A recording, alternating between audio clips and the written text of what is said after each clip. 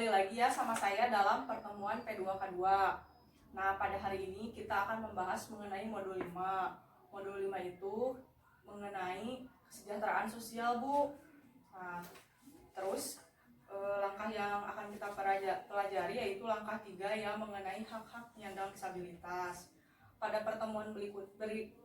pertemuan kemarin sebelumnya sudah dijelaskan ya Bu, apa itu penyandang disabilitas. Ya. Nah, sekarang coba nih ibu-ibu bayangkan ya Bu, apabila posisi kita semua di sini dibalikan, kita yang masyarakat umum menjadi penyandang disabilitas, apa yang kita rasakan gitu? Menakutkan ya, tidak dibayangkan. Jangan sampai terjadi hal seperti itu. Nah, pasti apabila kita ada di posisi itu nih Bu, pasti kita akan memperjuangkan hak-hak penyandang disabilitas ya Bu. Ya. Nah, kita perlu mengetahui nih Bu, hak-hak kita sebagai penyandang disabilitas ya. Kita bayangkan lagi nih, kalau kita di posisi penyandang disabilitas, apa saja sih hak-hak penyandang disabilitas itu Bu? Coba Bu Lilis barangkali ingin berpendapat. Hak-hak disabilitas. Berhak mendapat perlakuan yang sama. Betul, berhak mendapatkan perlakuan yang sama ya Bu.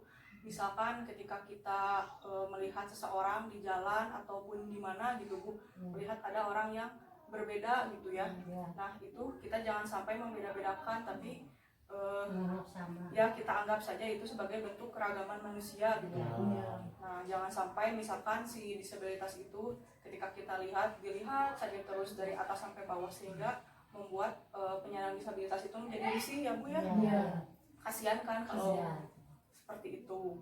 Kemudian selain itu tuh mendapatkan perlakuan yang sama, apalagi Ibu Siti barangkali ingin berpendapat. Hampir mirip-mirip sih Bu sama dengan hak-hak anak, cuman kita sebagai orang dewasa disebutnya hak asasi manusia ya, hampir sama dengan hak-hak penyandang disabilitas. Menghargai dia gitu. Ya, menghargai dia. Kemudian Bu Imas coba derajatnya sama kita.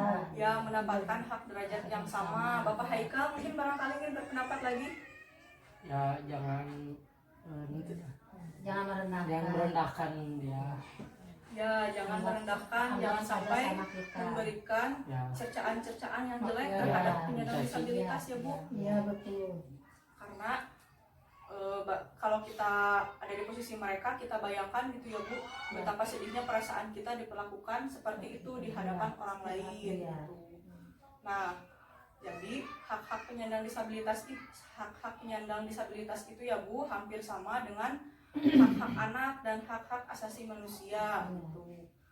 Hak untuk mendapatkan hidup yang layak, hak mendapatkan kebebasan, hak untuk berolahraga, mendapatkan pekerjaan, pendidikan yang layak juga, dan yang paling terpenting itu harus diperlakukan yang sama dengan orang pada umumnya ya Bu.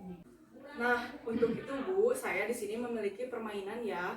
Permainan ini masih berkaitan dengan hak-hak disabilitas, tapi di sini nama permainannya yaitu hak-hak kami. Nah, sebelum kita mulai, saya akan menjelaskan dulu ya aturan dari permainan ini. Nih, nanti yang pertama itu saya akan membacakan dulu sejumlah pernyataan-pernyataan mengenai hak-hak disabilitas. Setelah itu, kemudian nanti apabila pernyataan yang saya ucapkan menurut Ibu itu betul, nah Ibu bisa lari ke sebelah ini ya Bu, ke sebelah tanda checklist atau tanda centang di depan. Nah, nanti apabila pernyataan saya menurut Ibu itu salah, Ibu bisa lari ke sebelah sini Bu, ke yang ada tanda checklist, tanda silang maksudnya, yang berwarna merah di sini ya.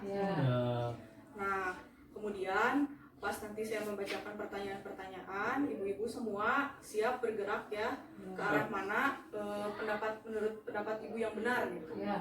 Siap Bu? Siap. Oke, semuanya berdiri Bu kalau begitu. Berdiri ya. Siap Bu? Siap. Oke, kalau gitu saya akan mulai.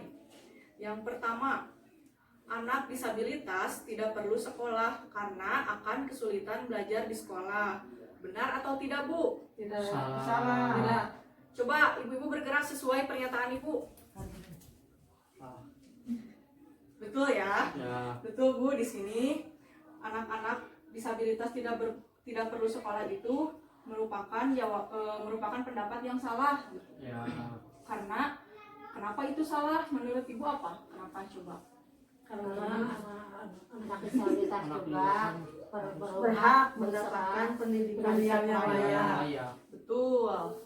Nah, mulai lagi ya Bu. Ya. Pertanyaan kedua. Penyandang disabilitas harus cukup gizinya, benar atau salah? Benar. Benar. Betul ya. Coba Bapak Haikal, kenapa pernyataan berikut itu benar? Karena Kenapa anak disabilitas harus mempunyai gizi yang cukup? berhak mendapat gizi yang ya cukup. dia itu Karena dia juga harus hidup Berhak dan sehat. Ya, karena dia juga harus berhak sehat. hidup sehat dan menjalankan gizi yang baik ya. Dan pernyataan yang ketiga ya, anak tunanetra tidak akan bisa membaca, jadi tidak perlu sekolah. Pernyataan itu betul atau salah? Salah. Kenapa nih? Coba Bu Imas, kenapa salah anak tunanetra itu tidak bisa membaca itu tidak perlu sekolah? Karena ada sekarang kan zamannya Pak itu ya Ya. canggih. Ada huruf braille. Ya, betul sekali. Tepuk tangan buat Bu Imas. Dan pernyataan yang keempat nih, saya bacakan ya. Anak tunawicara perlu diajak bicara, benar atau salah? benar. Benar.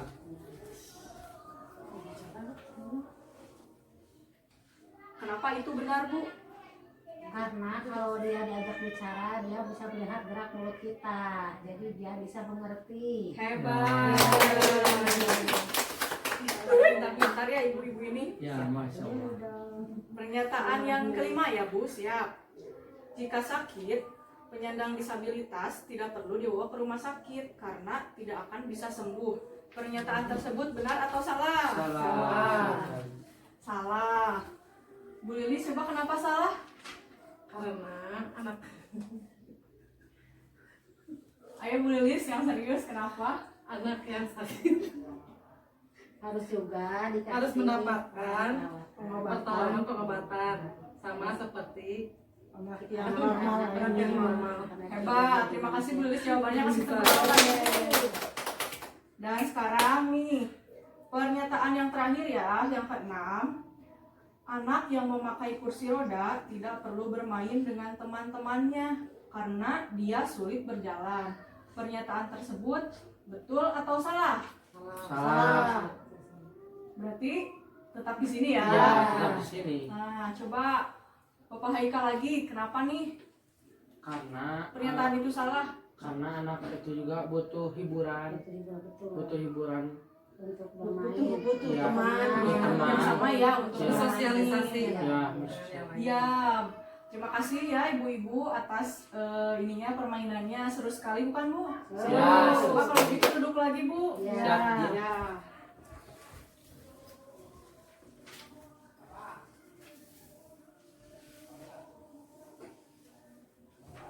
Nah, ibu-ibu, dari pernyataan-pernyataan yang tadi saya sebutkan, kita bahas sama-sama kembali ya Bu.